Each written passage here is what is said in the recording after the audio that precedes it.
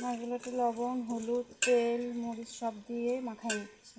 উপরে দিয়ে দেবো, ঝোল দিয়ে তার উপরে দেবো আমি।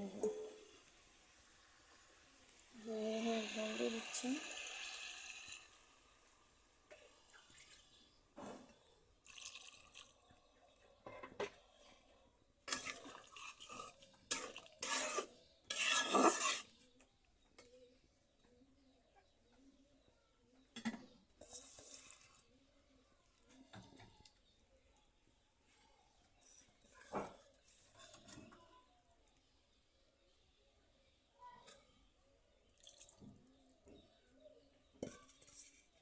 উপরে এভাবে দেওয়ার কারণটা হচ্ছে তাহলে মাছটা ভাঙবে না।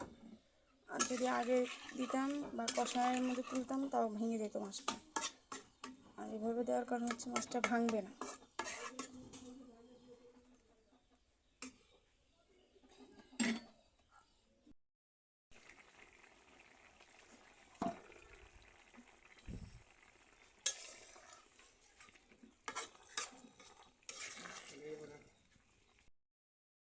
তরকারি হয়ে গেছে, একটা মাছও ভাঙে নাই। পুঁটি মাছ তো অল্পতে না রাখলে ভেঙে যায়, এগুলো ভাঙে নেই একটা, কারণ এইভাবে দেওয়ার কারণে ভাঙে নেই। তো তরকারির মধ্যে ধনে পাতা হলে অনেক সুন্দর হতো, কিন্তু আমার কাছে ধনে পাতা নাই। তো আপনারা রান্না করলে ধনে পাতা নিয়ে দিয়ে দেবে। এই যে আমার তরকারি হয়ে গেছে। আজকে ভিডিও পর্যন্তই। সবাই ভালো থাকবেন। আর এরকম যদি নতুন নতুন ভিডিও দেখতে চান, গ্রামের টাটকা টাটকা জিনিস দিয়ে রান্না, তাহলে আমাকে সাপোর্ট করবেন, তাহলে এরকম নতুন নতুন ভিডিও পাবেন। তো আল্লাহ হাফেজ।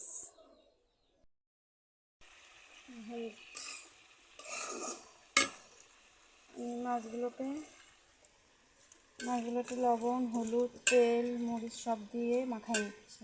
উপরে দিয়ে দেবো, ঝোল দিয়ে তার উপরে দেবো আমি। ঝোল দিয়ে দিচ্ছি।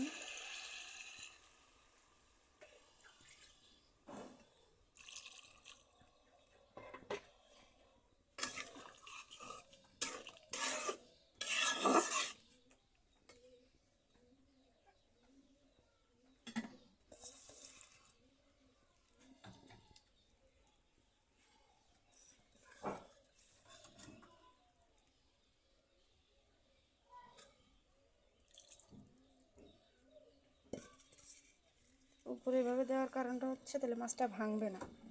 আর যদি আগে দিতাম বা কষায়ের মধ্যে তুলতাম তাও ভেঙে যেত মাছটা।